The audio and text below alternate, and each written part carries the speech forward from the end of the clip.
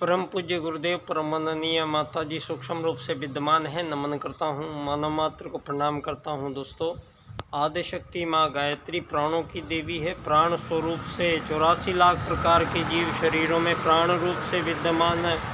आदिशक्ति वो शक्ति जो आँखों से दिखाई नहीं देती है, लेकिन उसी जीवन की वजह से, उसी प्राण की वजह से संपूर्ण सृष्टि में जितने भी जीवधारी हैं उनका जीवन जो संचालित करने का माध्यम है वो आदिशक्ति माँ गायत्री के वो प्राण हैं।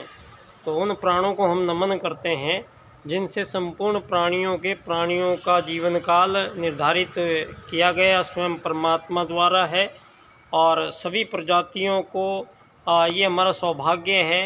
आज मैं इस एक पावन तीर्थ स्थली जन्म स्थली पंडित दीनदयाल उपाध्याय जी, जो महापंडित राजनीति के धरती पर कहलाएंगे, इन्होंने संपूर्ण विश्व को एक ऐसे समय पर जहां सारी राजनीतिक व्यवस्थाएं सारे विश्व में संपूर्ण मानवों को जीवन का आधार निराधार किए हुए है और संपूर्ण मानव जाति प्राण संकट में आन पड़े हैं। ऐसी अवस्था में जहां हजारों सालों की मानवीय राजनीति एक ऐसे रास्ते पर डाल दी गई है जो मार्ग मानव निर्मित है और मानवीय बुद्धि द्वारा निर्मित कुछ ऐसी व्यवस्थाओं का राजनीतिक वाद के रूप में आगमन हुआ है। उनमें से सबसे मुख्यतः दोस्तों वाद विषय ये है जो राजनीति का मूल है। राजनीति दोस्तों, सवाल ये आता है कि राजनीति का निर्धारण कब हुआ, राजनीति कब बनी। तो ये सवाल सबसे प्रमुखता से स्वाभाविक रूप से उठता है। दोस्तों, राजनीति जो शब्द है ये पूर्व सनातन काल में आदि हमारे पूर्वज धरती पर जो आए हैं वो आर्य लोग थे और आर्य ही लोग धरती पर रहते थे। और आर्य लोगों ने, उनको आर्य इसलिए कहा गया क्योंकि प्रथम मानव आगमन काल के समय ही उन हमारे आदि पूर्वजों ने धरती पर यज्ञ विज्ञान का आविष्कार किया था।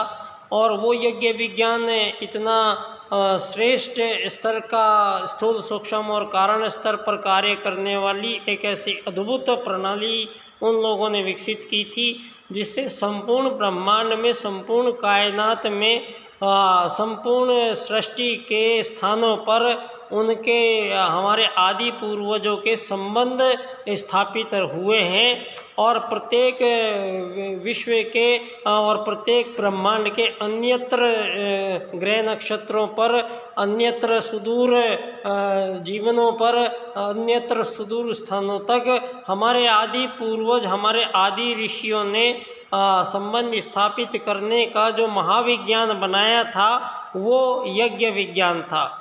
और वो सभी यज्ञ करते थे, इसीलिए उनको आर्य कहा गया। और धरती पर केवल प्रथम मानव जो आकर बसे वो आर्य ही लोग थे। तो इसीलिए आर्यव्रत क्षेत्र जो है वही एक संसार था। यहाँ पर कोई अन्यत्र मानव का कोई अन्य पिता नहीं है।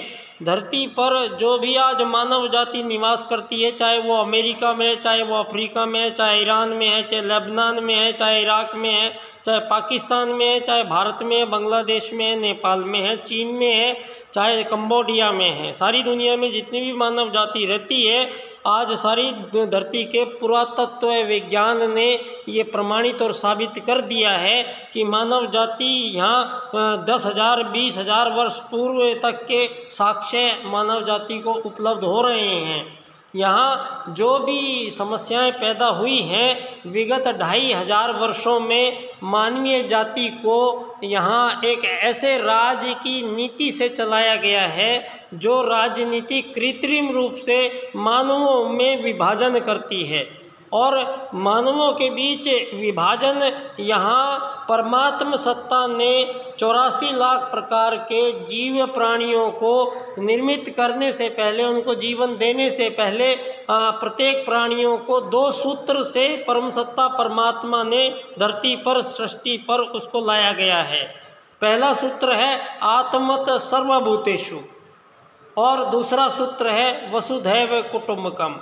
दोस्तों, आत्मवत सर्वभूतेषु के सूत्र के अनुसार एक ही प्रजाति के जीवों के बीच किसी भी प्रकार की भिन्नता स्वीकार नहीं की जा सकती। और इसी सूत्र का आप उसको प्रैक्टिकल रूप में देखेंगे तो आप देखेंगे प्रैक्टिकल रूप में कि चिड़िया है, तोता है, मक्खी है, बंदर है, हाथी है, शेर है, कौवे है, मोर है, जितने भी जीव हैं सभी आपने देखे होंगे कि सभी झुंड में रहते हैं।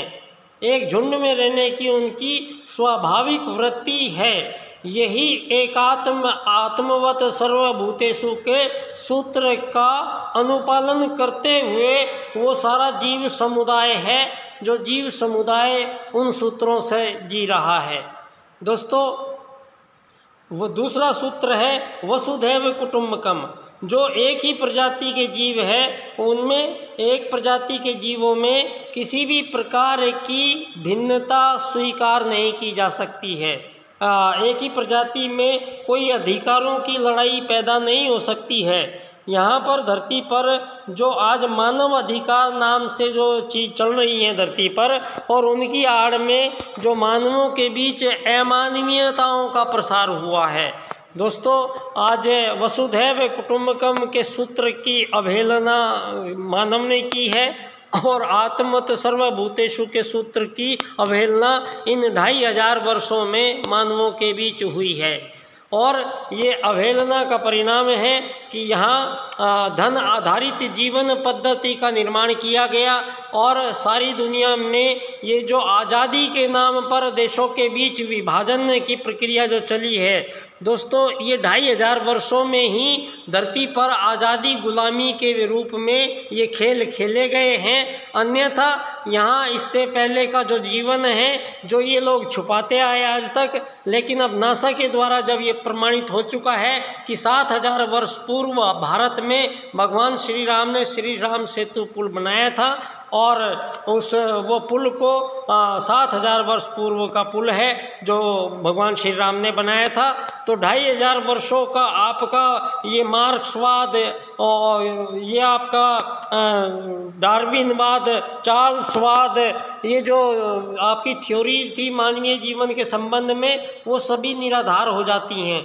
आपकी जितनी खोजें आपने बताई हैं ये अभी हुई हैं, वो हमारे वेदों में हजारों साल पहले ही सब कुछ हो चुका है। और आज सब कुछ जितने भी कॉपीराइट्स लिए गए हैं धरती पर विज्ञान के चमत्कार के नाम पर, और ये किसी की मानव की खोज, ये 2000 वर्षों के बीच में पैदा हुए मानवों की खोज नहीं है। ये सारी की सारी खोजें हजारों साल पूर्व ही हमारे आदि पूर्वजों ने पहले ही की हुई है। इसीलिए धरती पर इन पर किसी व्यक्ति का कोई कॉपीराइट नहीं बनता है। आज ये धरती पर मानवों के बीच में आज़ादी, पहले गुलाम बनाया गया, फिर आज़ादी के सर्टिफिकेट बांट के आज 200 से भी ज़्यादा देश धरती पर रोज़ नई नई सीमा रेखाएं बन रही हैं, रोज़ नए नए दुश्मन पैदा हो रहे हैं।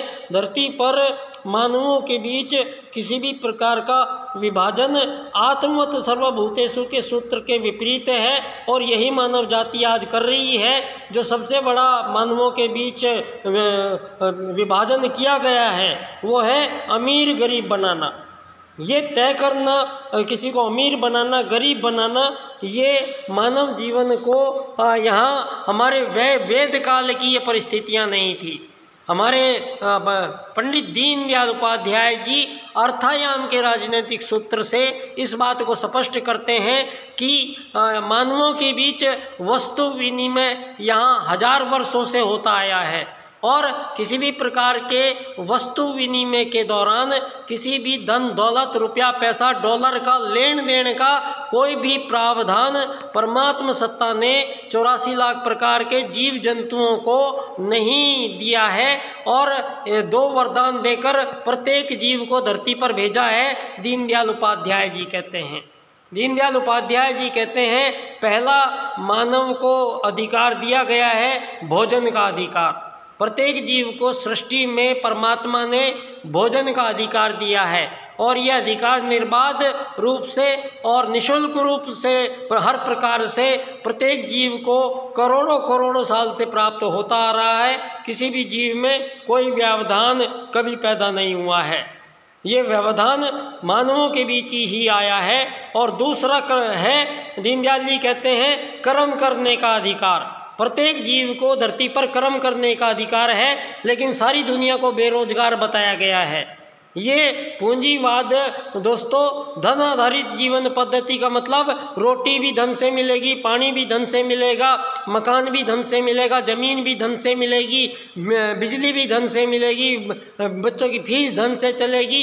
ये सारी दुनिया को इतना बिजी शेड्यूल करके और भौतिक जगत की और मजबूरी में धकेला गया मानव को इन 2000 वर्षों में। इस पूंजीवाद के कारण धरती पर आज सारी दुनिया के मानवों के बीच सारे जो संवैधानिक संबंध थे, संवेदना थी, वो आज क्रूरताओं में बदल चुकी है।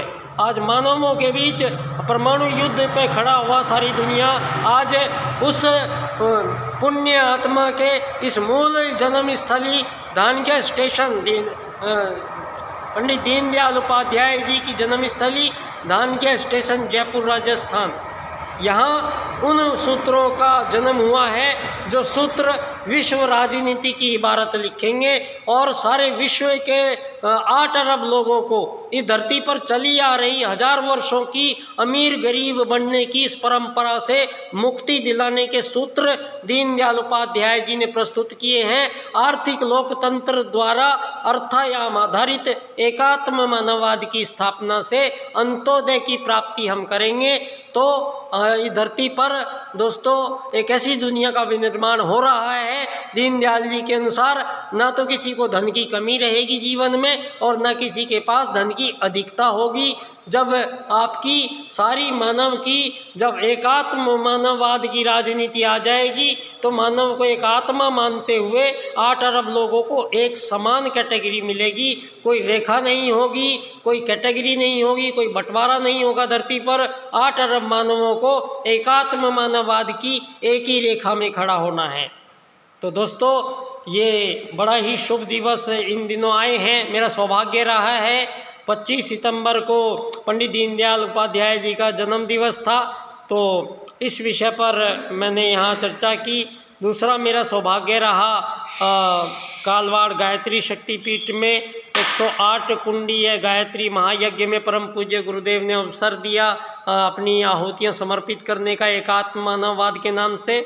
और वहाँ मेरा सौभाग्य ये भी रहा आदरणीय डॉक्टर चिन्मय पांड्या जी से मैंने अपनी 2 किताब फिर उनको प्रस्तुत की और उन्होंने मेरे धानक्या स्टेशन पर पंडित दीनदयाल उपाध्याय जी के एकात्म मानववाद विषय पर व्याख्यान देने का उन्होंने समय मुझे शीघ्र ही मिलेगा, उसके लिए उनकी प्रतीक्षा है।